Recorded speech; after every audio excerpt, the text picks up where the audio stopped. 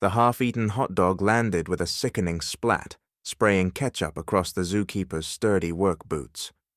The bustling crowd around the gorilla enclosure fell silent, their collective gasps slicing through the humid afternoon air. Alex Vance, a 13-year-old clad in expensive streetwear, smirked as he raised his phone to capture what he hoped would be a viral moment. He anticipated a reaction, perhaps a startled jump from the focused keeper. But Leo Rossi, the zookeeper, didn't so much as twitch. Behind his sunglasses, his eyes simmered with a controlled rage no one could see. A single, thoughtless act of disrespect was about to ignite a confrontation that would reshape a boy, his family, and the public's perception of responsibility. What Alex didn't realize, what no one there could know, was that the man he was taunting carried the legacy of a beloved mentor, and the magnificent animal he cared for held a bond that would soon put everything into perspective. Before we get into the details of this encounter, we'd love to know where you're joining us from. Share your location in the comments below.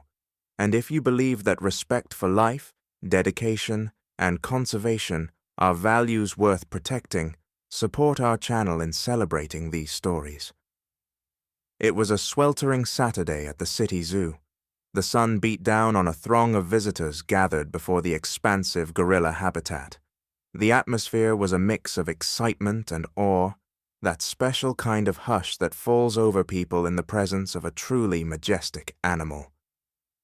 Families, students, and tourists stood shoulder to shoulder, their gazes fixed on the powerful silverback, Kaiser, who observed his domain with quiet intelligence. Patrolling the visitor area was Leo Rossi, a 28-year-old senior primate keeper.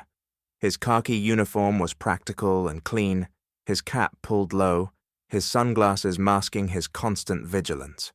Every movement he made was deliberate, a silent promise of protection for the animals under his care. Among the onlookers were the Vances, visiting from out of state. Marcus Vance, a software magnate, was absorbed in his phone, tapping out business communications. His wife, Chloe, consulted a zoo map through oversized designer shades. Wedged between them was their son, Alex, his hair artfully styled and his clothes a billboard for luxury brands. Alex wasn't interested in the animals. He was there because his parents thought a family trip would create good content for their online profiles. For Alex, it was just another tedious stop on a vacation he never wanted. "This is so boring," Alex complained, loud enough for those nearby to hear. "Why are we just staring at a big monkey?" "It's 1,000 degrees out here," Chloe sighed, her attention still on the map. "Alex, dear, just try to appreciate it. This is an important exhibit." "Important?" Alex sneered, scrolling through his social feed. "It's just an animal in a cage. I bet this guy is just a glorified janitor." Marcus didn't lift his head from his device. "Let him be, Chloe. He's just being a teenager." The crowd murmured appreciatively as Kaiser moved to a higher perch, a living testament to the power and grace of a critically endangered species. Leo had earned his position through years of dedicated work and study, driven by the memory of his mentor, the zoo's previous headkeeper who had raised Kaiser from infancy. Every day on the job was a tribute to that man and to the magnificent creatures he had sworn to protect. But Alex saw none of that. He only saw an opportunity for online fame. "I'm gonna get an amazing clip of this ape," Alex announced, aiming his phone. "I bet I can make him do something crazy." He began to record, providing a loud, obnoxious commentary. "Yo, check out this lazy gorilla, and look at the glorified poop scooper watching him." Several visitors cast annoyed glances at Alex, but he was oblivious. He was accustomed to being the center of attention, to his parents using their influence to smooth over any trouble he caused. At his private school, rules were often bent for him, and his peers were dazzled by his family's fortune. To Alex, the world was his stage, and regulations were for other people. As Leo made a slow pass along the railing, Alex's boredom curdled into malice. He glanced at the half-eaten hot dog in his hand. A mischievous grin spread across his face. "This is gonna be gold," he muttered. He moved toward the safety rail, ignoring the prominent signs that read, "Do not feed the animals. Stay behind barrier." The crowd sensed something was about to happen, but Marcus and Chloe remained lost in their own worlds. With a casual flick, Alex lobbed the hot dog. It sailed over the first barrier and landed near the enclosure's edge, splattering condiments onto Leo's boots.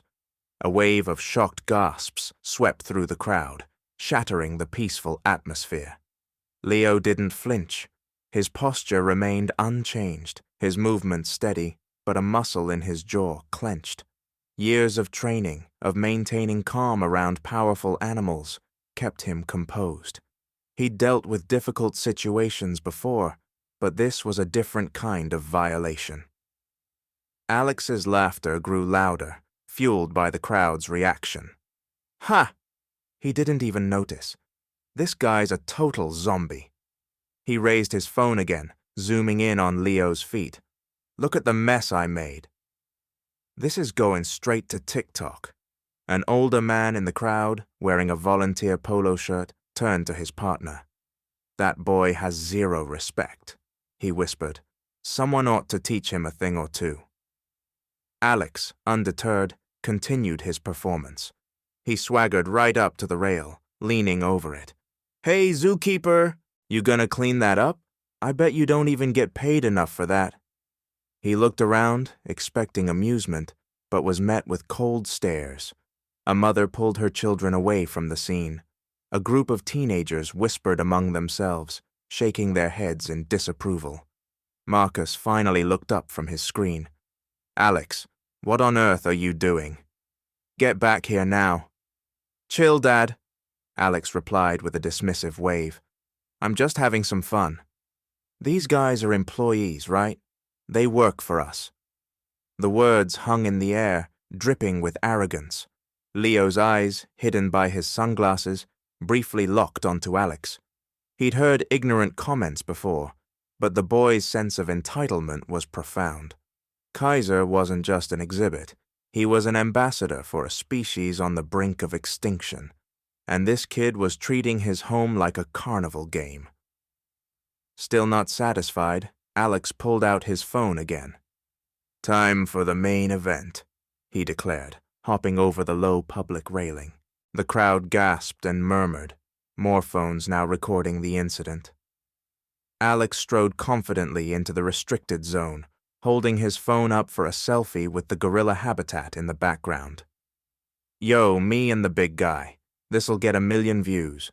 That was the final straw. Leo's training urged him to maintain distance, to call security, but something inside him snapped. This wasn't just about a broken rule. It was about Kaiser's safety, about the memory of his mentor, about the very principle of respect for life.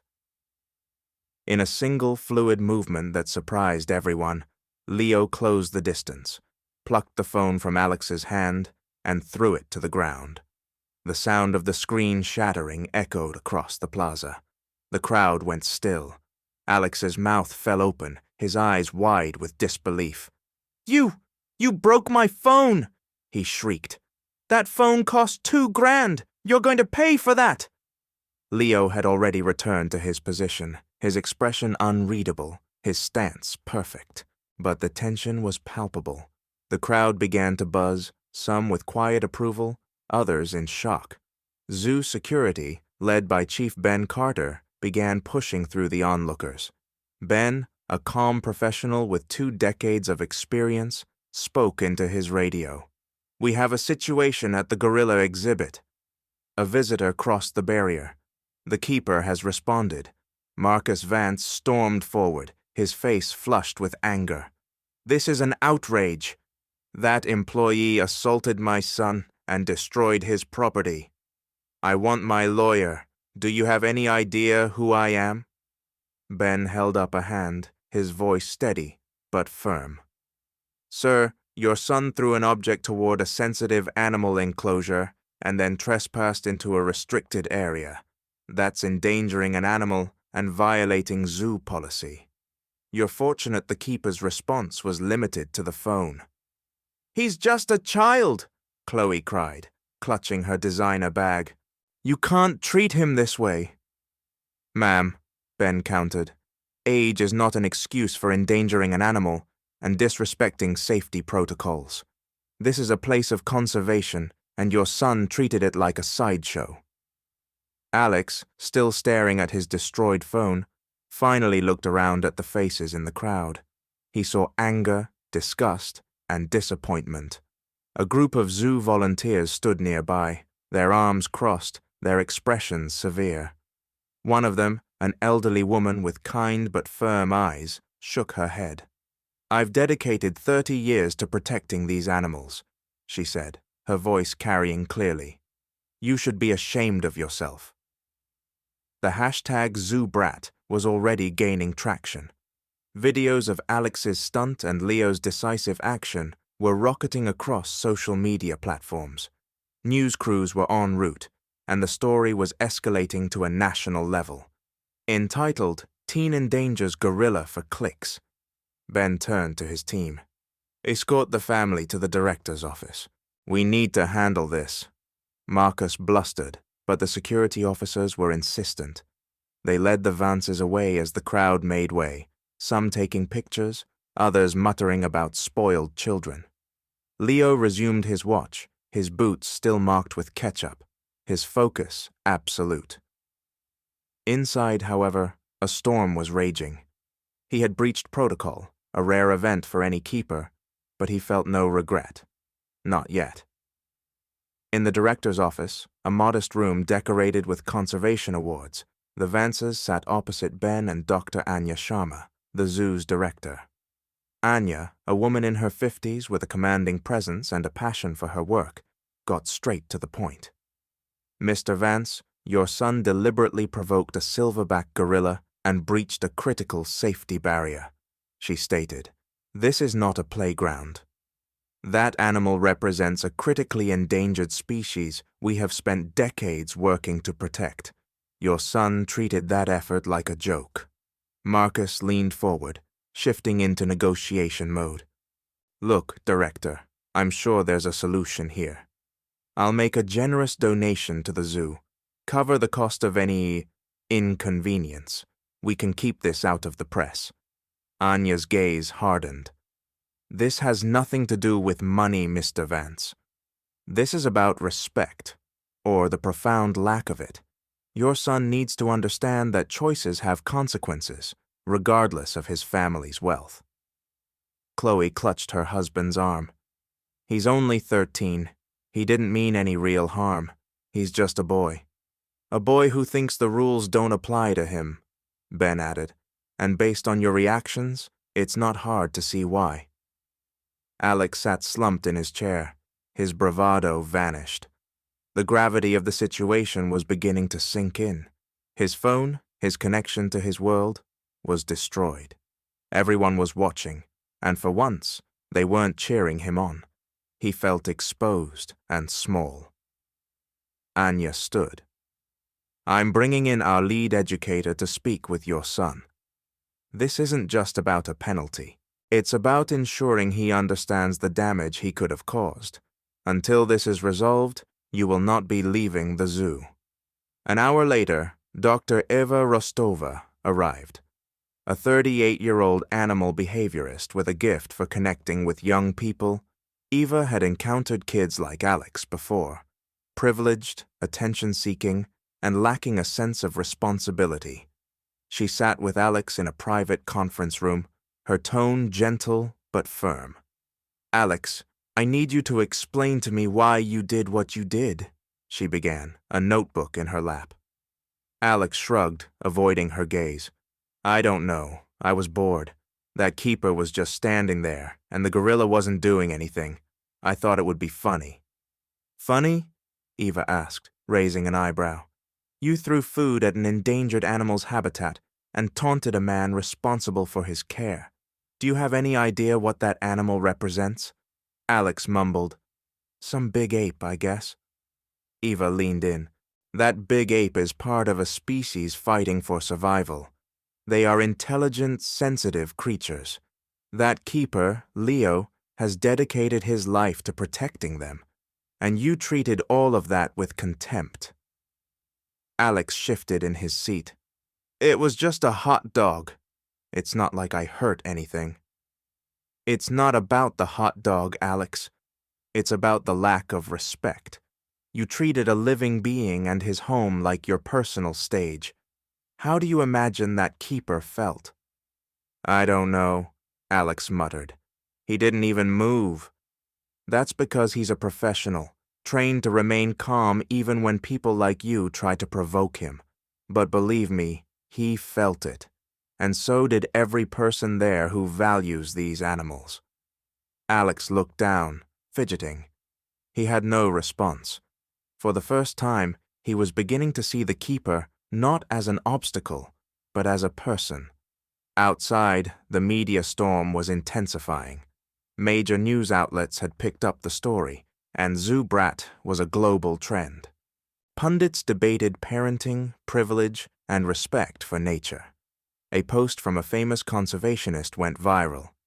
This child needs to learn that life isn't a video game. These animals are not props.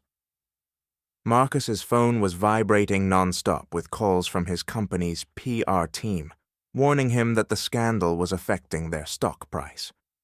Chloe's social media accounts were inundated with negative comments, forcing her to set them to private. Back in the room, Eva made her recommendation to Anya and the Vances. Alex needs a serious reality check, she said. I'm proposing a 4-week mandatory volunteer program, right here at the zoo. He'll work with the grounds and animal care teams, assist our educators, and learn what it truly means to care for these animals. If he refuses, we will press charges. Marcus went pale. You can't be serious. He's a child, not a groundskeeper. He violated zoo regulations and endangered an animal, Anya stated. Consider this an educational alternative to a legal battle. This is about teaching him a lesson, not just punishing him. Chloe's eyes welled with tears. But our vacation, we have a flight to the Bahamas next week. Your vacation is cancelled, Ben said flatly. Your son's education begins immediately. Alex was silent, his mind reeling. 4 weeks of manual labor at a zoo. It was his worst nightmare. But the determined look in Eva's eyes told him there was no way out. Over the next 4 weeks, Alex's life was turned upside down. He was up at sunrise every morning, swapping his designer sneakers for rubber boots. He swept paths, scrubbed enclosures, and helped prepare tons of animal feed under the hot summer sun. During the first week, he grumbled endlessly, but the zoo staff offered no sympathy. They were passionate professionals who had dedicated their lives to their work, and they had no time for his attitude. One afternoon, Eva introduced Alex to Martha, a 90-year-old volunteer who had been with the zoo since it opened. Martha's hands were frail, but her voice was full of life. I remember when Kaiser's grandfather arrived here, she told him, her eyes twinkling. These animals aren't just exhibits, dear. They're families. They feel joy and loss just like we do. They depend on us. Alex listened, his usual snark completely absent. Martha's stories weren't like the documentaries he'd half-watched. They were personal, filled with love and a deep sense of duty. For the first time, he felt a flicker of shame. During his 3rd week, Alex helped set up for a conservation fundraiser. He stood at the back of the event, listening to Leo give a talk about the challenges facing gorillas in the wild. Leo spoke with a quiet passion that captivated the audience. Alex saw the dedication in his eyes, the respect the other staff members had for him. He realized the zoo wasn't just a collection of cages.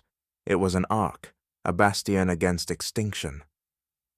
On the final day of his program, Eva arranged a meeting between Alex and Leo in a quiet office overlooking the primate habitats. Anya and Eva were also present. Leo was out of uniform, but he still carried an air of quiet authority. Alex's stomach twisted with nerves as he finally faced the man he had so publicly humiliated. "Leo, I'm sorry," Alex began, his voice quiet but clear. "I was a complete idiot. I didn't understand what you do, or what this place really is. I treated you and Kaiser like props for a video, and it was wrong." Leo regarded him for a long moment, his expression neutral. "Why did you do it, Alex?" Alex took a breath. "I thought it would get me likes online. I wasn't thinking about you as a person. I wasn't thinking about the animals. I've been talking to the keepers, learning about the work you all do.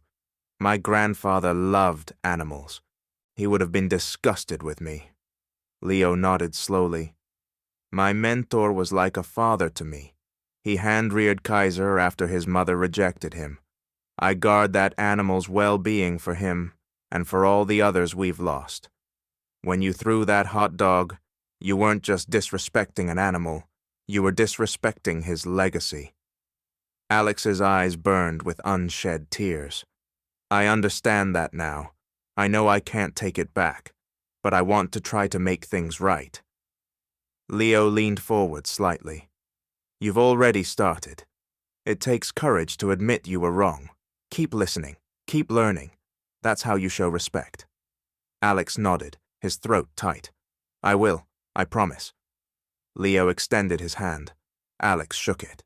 The grip was strong and steady.